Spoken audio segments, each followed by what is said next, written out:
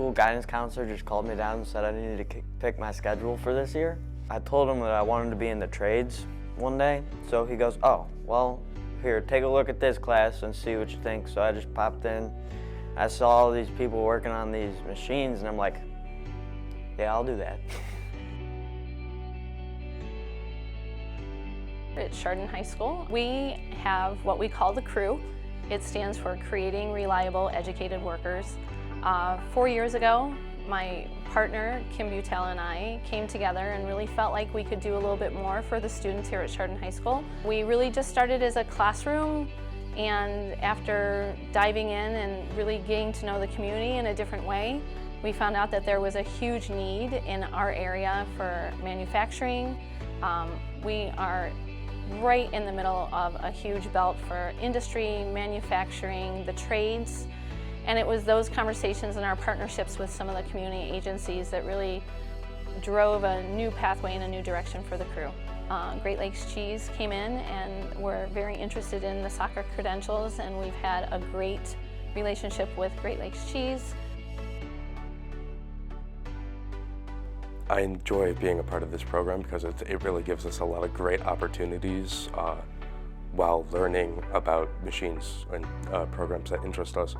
They allow us to do a lot of things along with learning basic industrial safety and a bunch of the basics.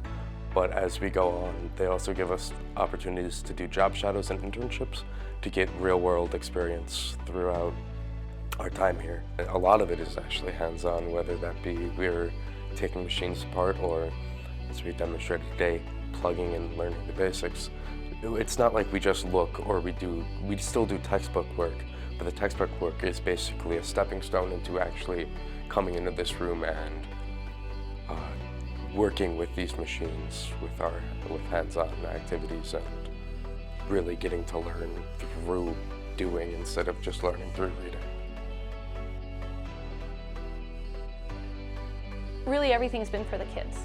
So it's how can we help the students? Is adding one more layer going to help the students? Then we're willing to do it. SACA's been fantastic, finding out more about SACA, getting those credentials, getting those certifications for the kids, watching them grow, watching them, struggle, work through the struggle, find that grit within themselves has been amazing, and it's been fantastic as a teacher to watch them grow in those levels. We were able to get 24 students SACA credentials last year here in the classroom, so that's another huge success for us, and they're able to take those out in the community. And our community partners are really interested in the credentialing and what the kids are bringing to them. So we are in a perfect place with our manufacturing, with the trades, with the vehicles and all that we have to offer.